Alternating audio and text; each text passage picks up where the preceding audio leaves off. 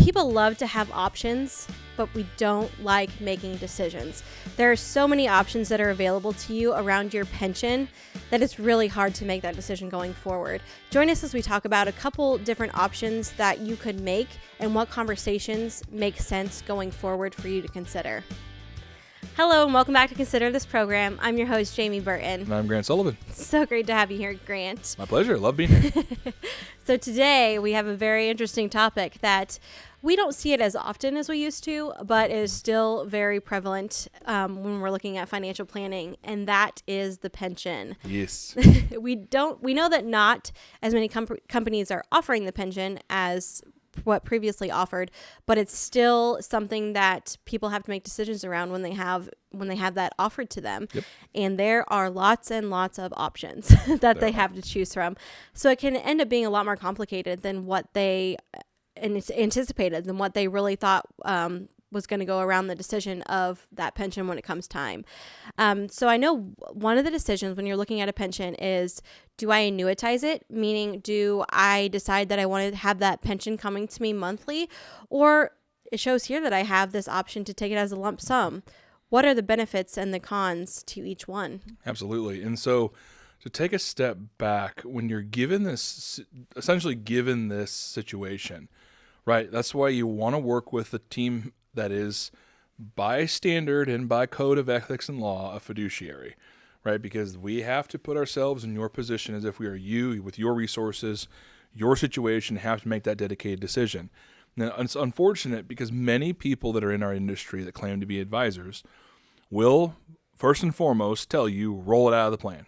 Put it in an IRA that I can manage, that I can make money off of. And yes, that's a conflict of interest, right? We have a conflict of interest of rolling your money into an IRA for us to manage, right? That's why we take our standards so seriously. And a lot of our families, many of them indeed, did not roll it out, and the pension made sense. So when you're looking at a lump sum pension, what you're focusing on is, based on the dollar amount that I'm getting, am I going to get a guaranteed fixed income percentage that is reasonable? And here's the harder decision. That's actually going to make sense for me long term and help cover my income needs as inflation continues to rise. Because here's the caveat, Jamie, and we know this.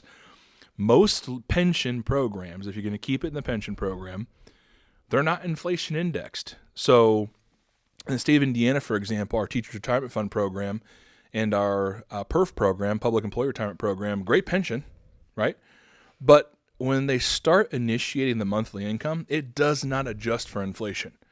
And so you're automatically losing buying power. The same is the case if you move the money to a fixed annuity and you're wanting to take income payments. Powerful vehicle, but you got to be careful of inflation, and especially in the environment we're in right now. Inflation will probably never go back to 0 and 2%. We're likely on the rise from here.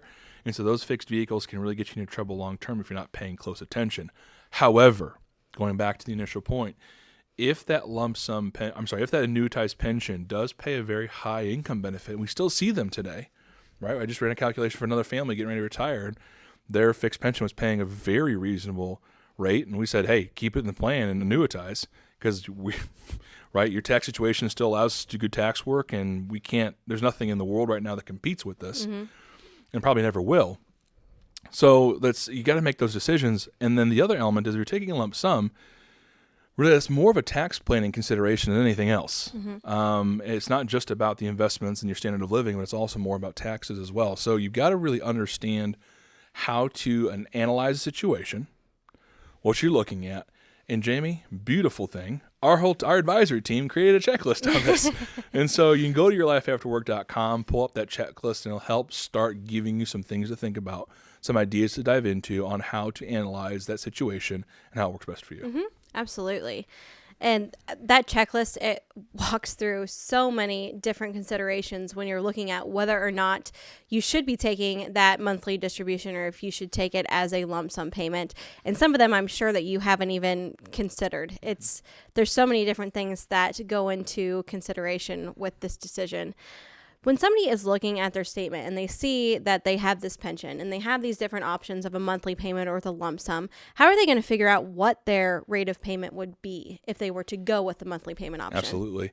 This is a very simplistic way of looking at it, Jamie, but it often leads to the right answer. Is you take the monthly amount that they're going to pay you, multiply it times 12, and divide that by the lump sum.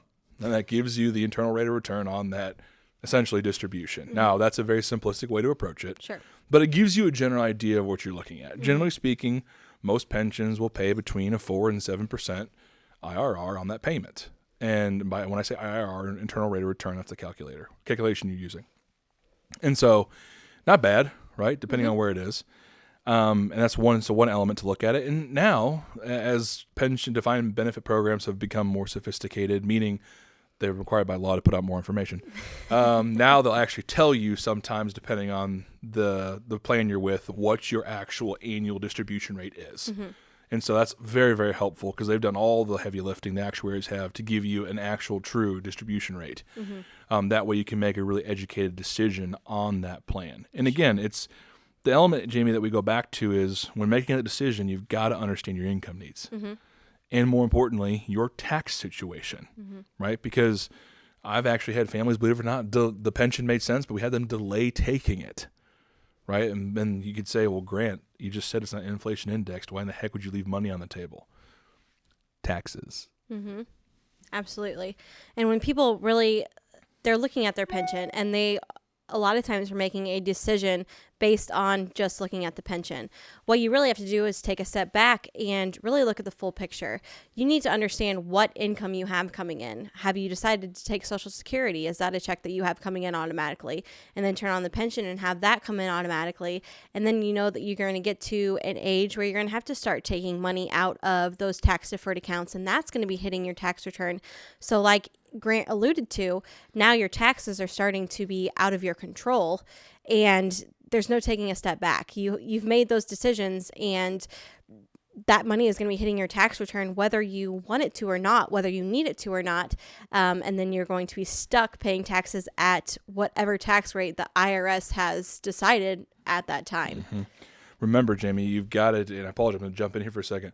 Remember, you've got a distribution plan that's already laid out for you. And the IRS has that beautifully charted. They've navigated their course for you, or your course for you, because they know the maximum benefit they're going to get at the end.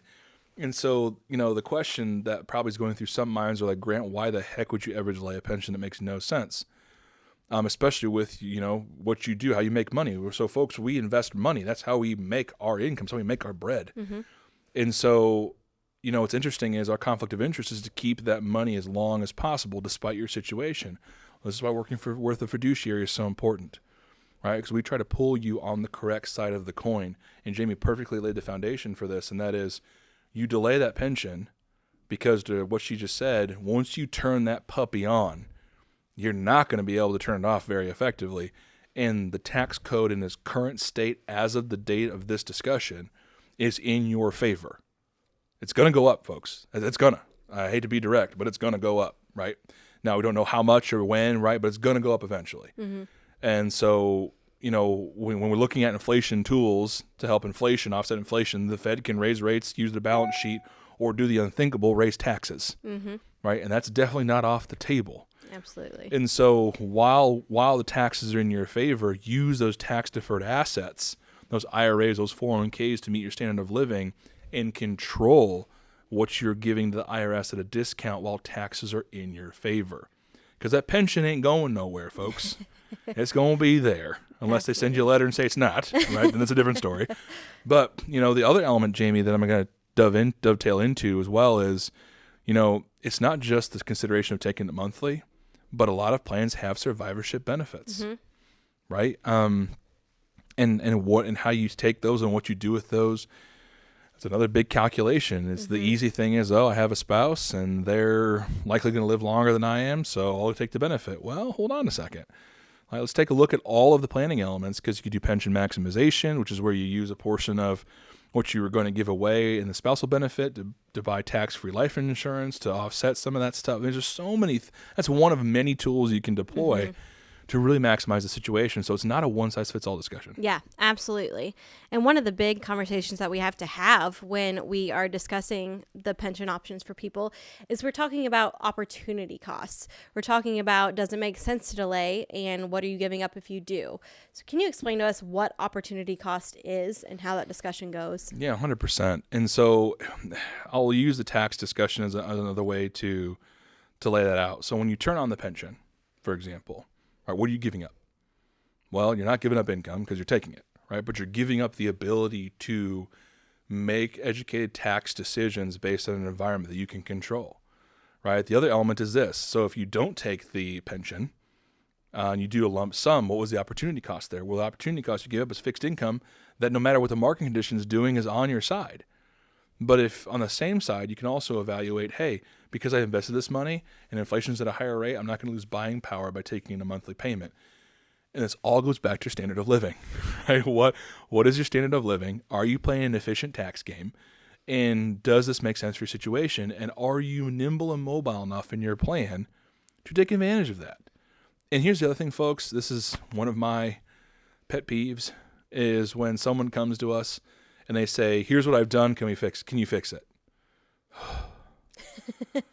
9 times out of 10, the answer is no, right? I mean, once decisions are made, it's hard to unwind. So prepare, practice, contact a group like ours to evaluate this stuff, because these are not $2,000, $3,000 a month decisions. These are multiple $100,000, depending on how long you live, $1 million decisions. Mm-hmm. And when you think about it in that way, it causes you to pause and really analyze a little bit more. Absolutely.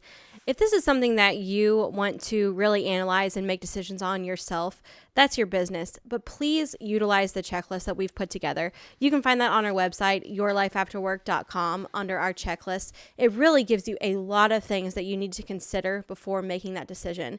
If this is something that you want help with, that is our business. That is what we do every day. We can, if you come in, schedule a next step meeting with us, we can really walk you through that conversation. We can walk you through all those different options that are available to you and what's going to make sense for your specific situation. Everyone's different, and there's very, very many different things to consider when you're making those decisions. And we do this regularly, so we can really walk you through what's going to make the most sense for you. You can call us at 800-928-4001 or visit us on our website at yourlifeafterwork.com.